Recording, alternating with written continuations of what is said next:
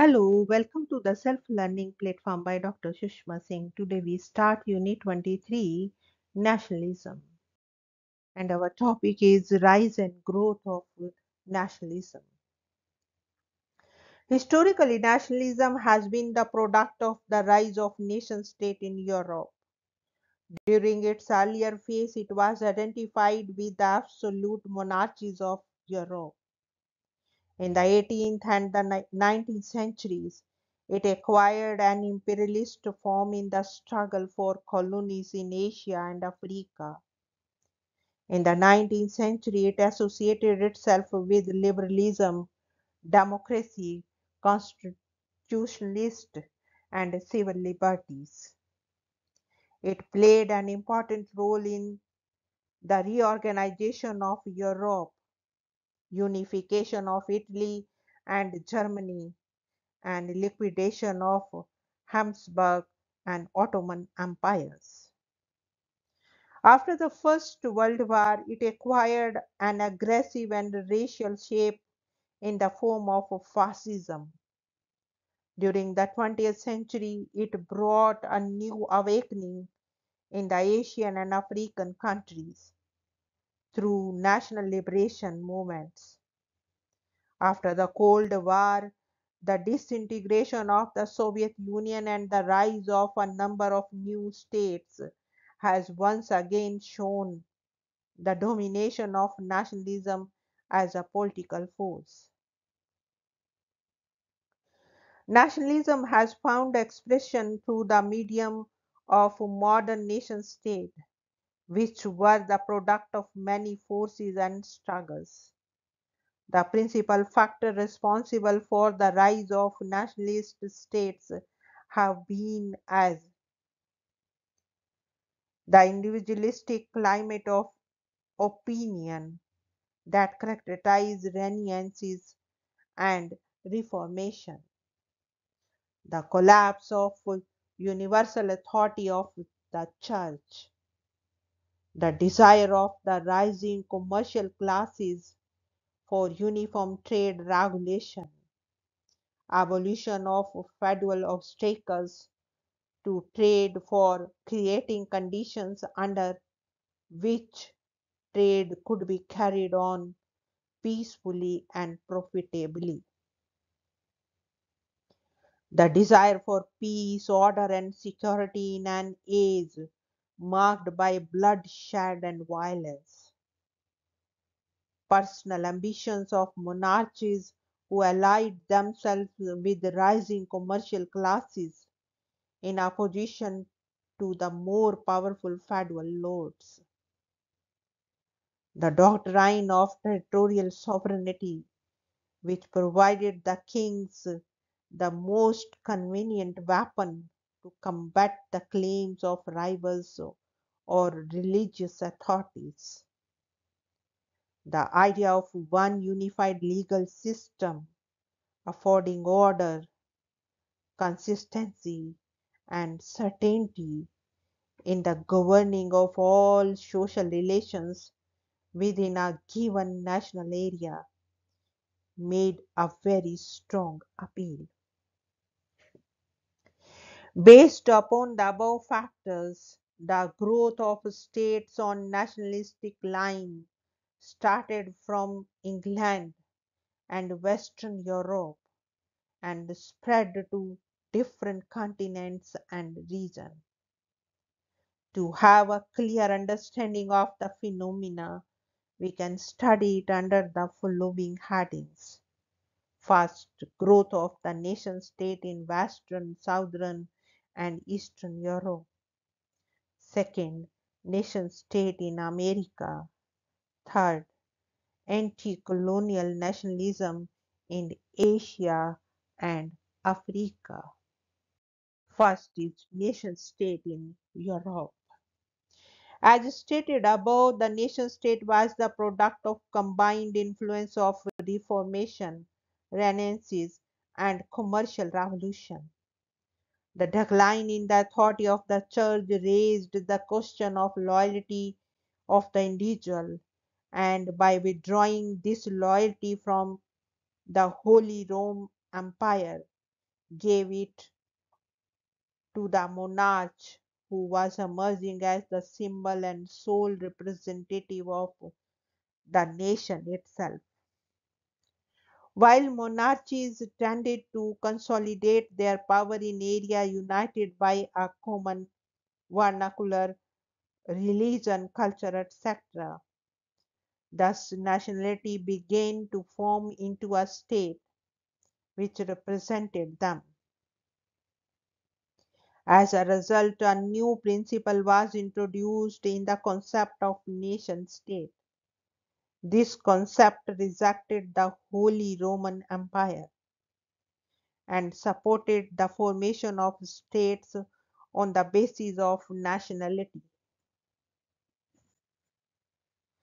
Loyalty to the nation represented by a king began to emerge and exert powerful influence. The English, French, Spanish, and German nationalities were there even before, but the bond had been religion. The breaking of church power and establishment of the national church under the authority of the king paved the way for the nation state. The task was initiated by England and was followed by France. Henry VII and Philip II were absolute monarchies who destroyed feudalism and the multiplicity of authority in society and established strong centralized states. Thus, there emerged a separate and independent national identity represented by a powerful king. This state freed the individual from the dual loyalty of church and the state. During this phase, nation state meant the submission of the individual to the king, representing the nationality of the ruled. This period was also characterized by a new development, that is, colonialism. It spread both in eastern and western directions, that is, Asia and America. The great discoveries were achievements of adventurous individuals, supported by kings who in turn expected financial gains. The increasing competition among the nation states to maximize colonies led to further centralization and solidarity within the nation and intensification of the spirit of nationalism. The new colonies were not intended to be territorially subjugated or ruled from abroad, but were to serve as centers of commerce in the initial phase and as a source of raw material and market in the era of industrial revolution. The industrial revolution gave birth to a new economy and a new class, the capitalist class, who entrusted clashed with these of absolute monarchy. The struggle between the kings and the capitalist class was resolved through democracy. This gave a new meaning to nation state. Now, nation state meant not loyalty to the king, but to the government, which gave freedom, which consulted the people, and placed real authority in their hands. Nationalism was meaningless unless it embodies liberty for the people. The establishment of representative institutions gave a new solid base to the ideology of nationalism. The French Revolution in the fag end of the 18th century was a turning point in the rise and growth of the nation state. Here the stage shifted to Central Europe. the Declaration of the National Assembly, right of man, location of sovereignty in the nation, abolition of federal legacies, confiscation of church property to meet the national debt, formation of the national education policy, the national flag, the national anthem, and the war fought for glory of the nation. All these things led nationalism to France to its pinnacle. In 1792, when Napoleon Bonaparte began the national revolutionary struggles, national consciousness was almost absent in Europe. But as the national wars increased, a large portion of Belgium, Netherlands, Germany, and Italy came under French occupation. It led to a reaction which found expression in nationalism. There was an upsurge in German nationalism. The defeat of Germany in 1806 made Fichte and Hegel staunch enemies of France and ardent supporters of German nationalism. It led to the belief that politics cannot be ignored at the cost of philosophy. The Napoleonic Wars helped immensely in awakening the national consciousness of the German state. The German state wanted to stand at an equal level with France and England. Fichte held the view that economic progress was the basis of political unity, and this could be achieved only through state socialism. The concept of nation as propounded by Hegel, the state socialism of Lassalle and Bismarck had its root in Fichte. In Germany, the nation state was not only a political theory but emerged as a philosophy of life. Hegel combined the state with the will of the nation. He called the state as the march of God on earth, and by giving a mystical base of to nation, justified an absolute state which was misused by Nazism in the 20th century in the name of national socialism.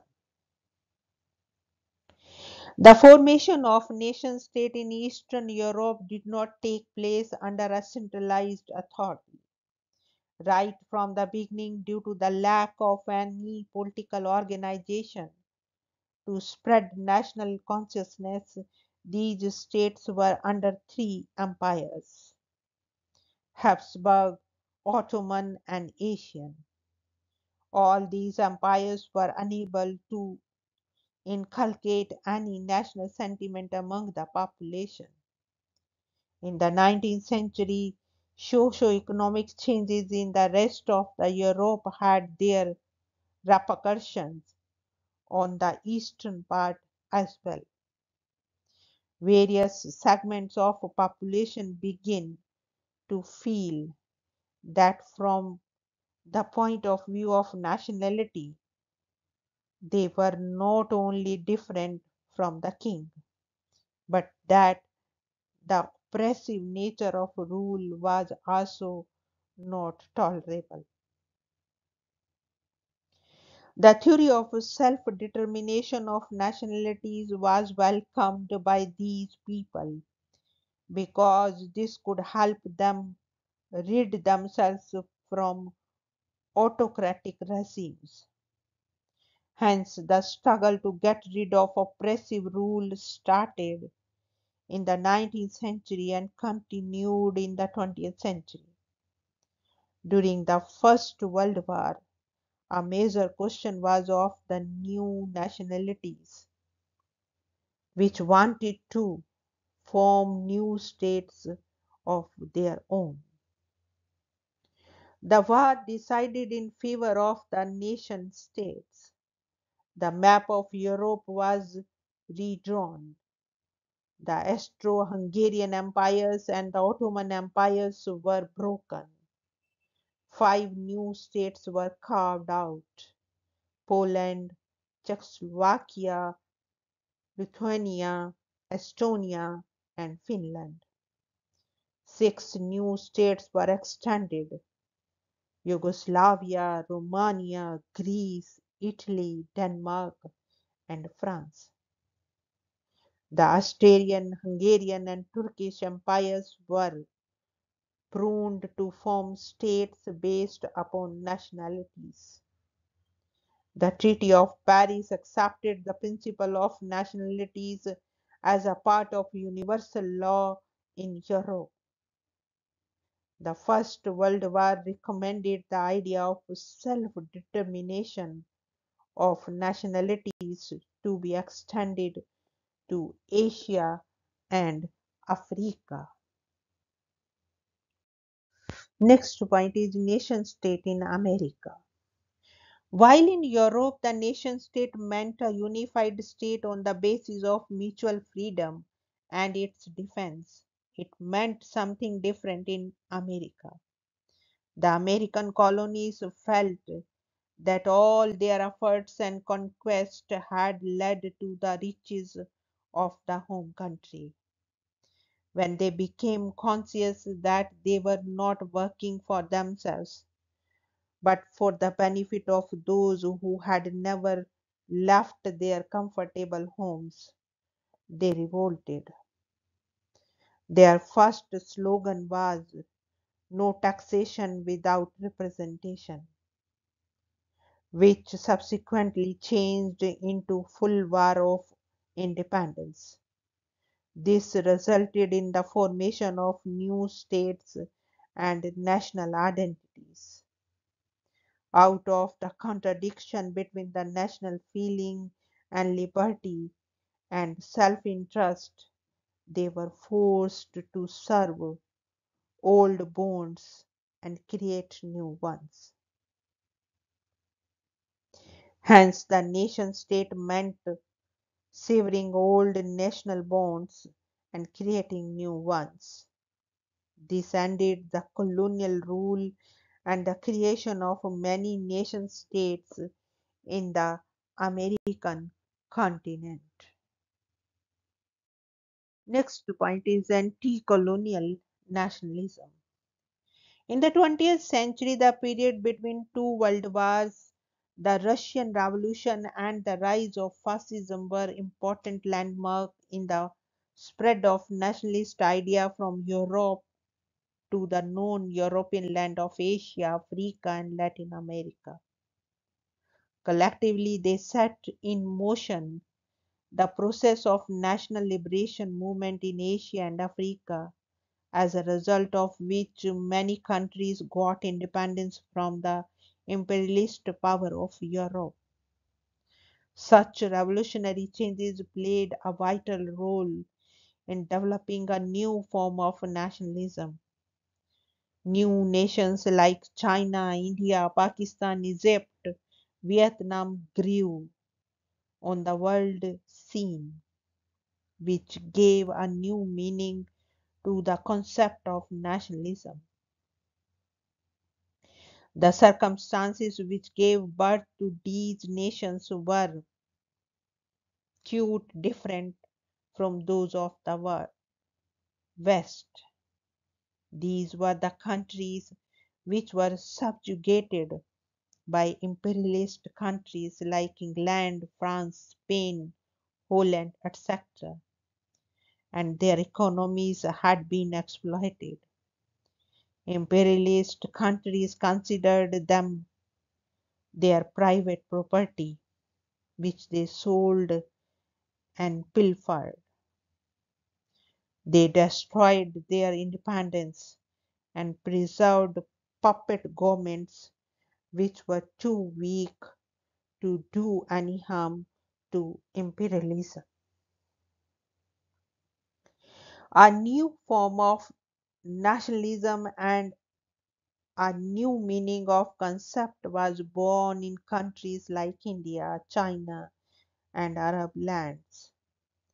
Though the new concept of nationalism, which became the basis of new states, derived much of its ideology and political theory from the West, yet it adapted the theory to its own historical experiences, its particular circumstances, and to its own revolt against imperialism.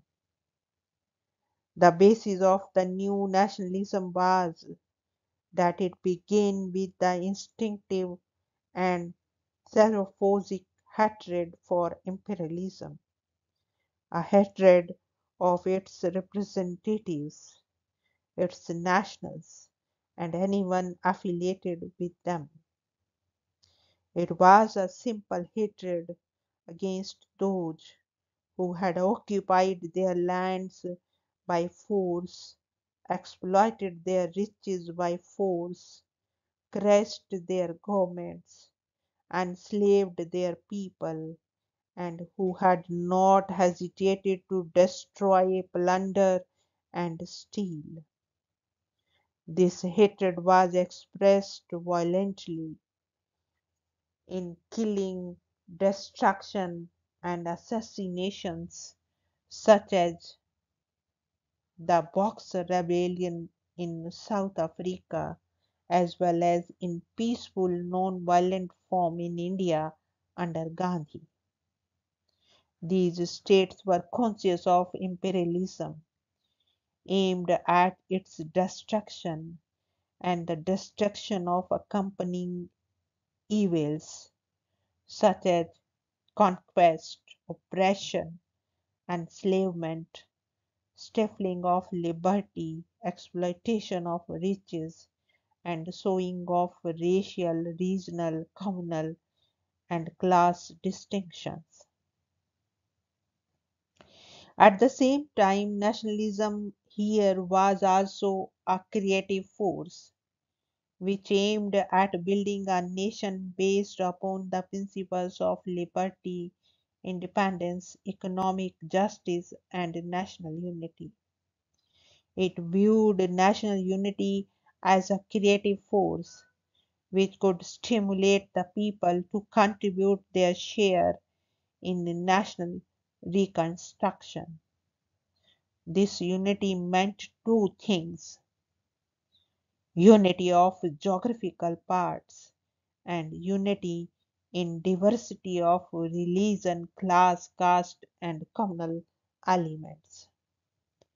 These states pledged to work for the welfare of all classes, castes, and groups because all of them participated and contributed their lot in the struggle for freedom.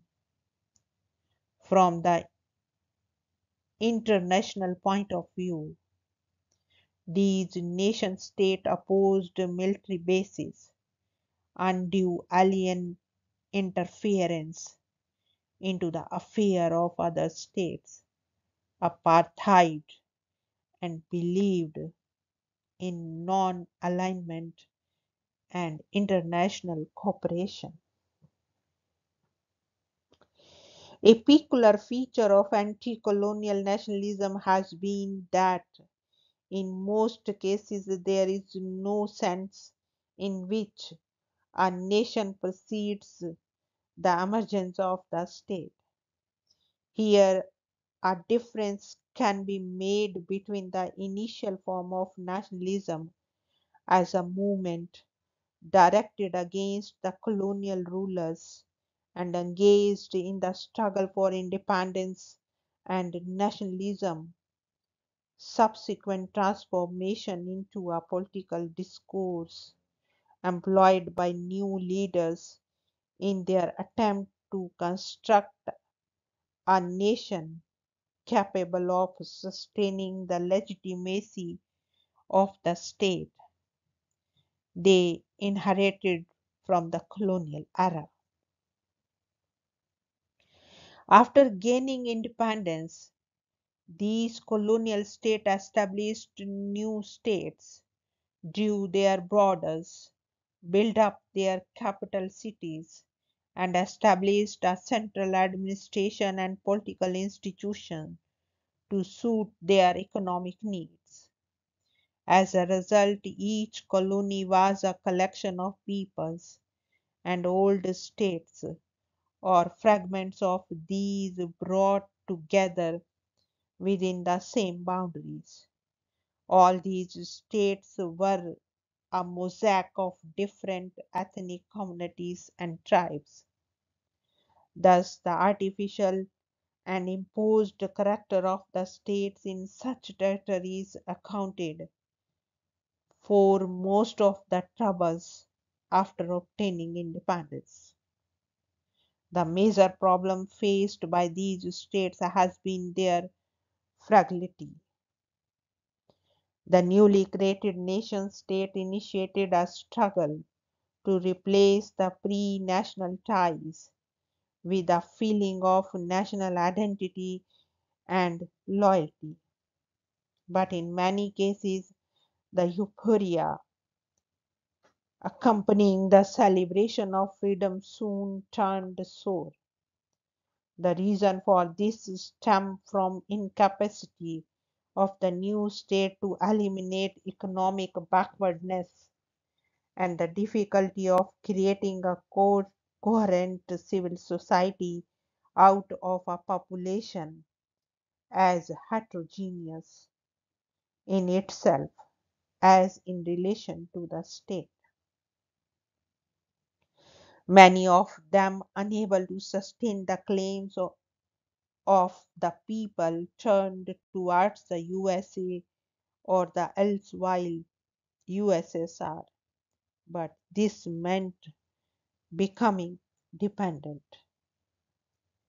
Also, independence liberated ethnic nationalism within the emergent state nationalism, and in some cases, like India, Pakistan, Malaysia, Indonesia, Nigeria, etc., threatened anti colonialism nationalism, whose objective was the conservation of the state and the replacement of the colonial rulers, while Muslims called for a separate nation state, challenging the integrity of the Indian state.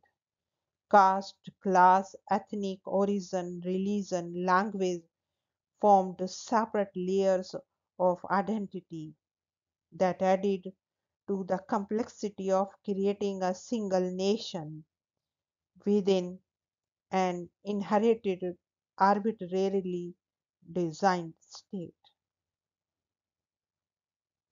After independence, numerous problems were faced in preserving the nation state.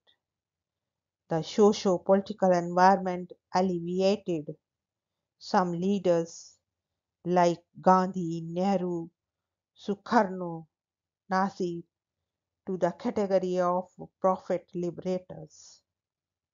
Yet, the vast gap between Western educated elites and the bulk of the mostly illiterate population increased after independence.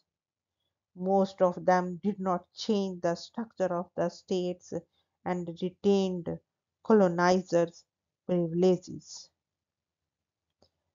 The fragility of their government led to an increasing hostility as well as movements seeking independence of ethnic minorities within established states. Independence brought civil war in Sudan, Zaire, Chan, Nigeria, Kenya, China, Ceylon, and a rift between eastern and western wing of Pakistan, ultimately resulting in the creation of Bangladesh, a new nation state. The major task confronted by the nationalist intellectuals has been to create a nation to legitimize the state. But given the heterogeneous character of their societies, conflict is unavoidable, which stems from two sources. First, the difference arising among the ethnic groups included in the most arbitrarily created states inherited from the colonial rulers. And second, the wide gap between a small affluent elite and a large number of people living in conditions of poverty. In the first case, nationalism is employed as a weapon to ignite old antagonism and disputes.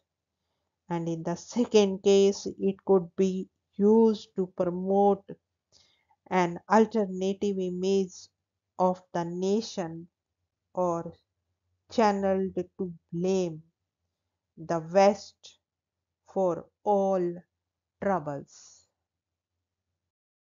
Here we want to wind up this lecture. Thank you so much for your attention.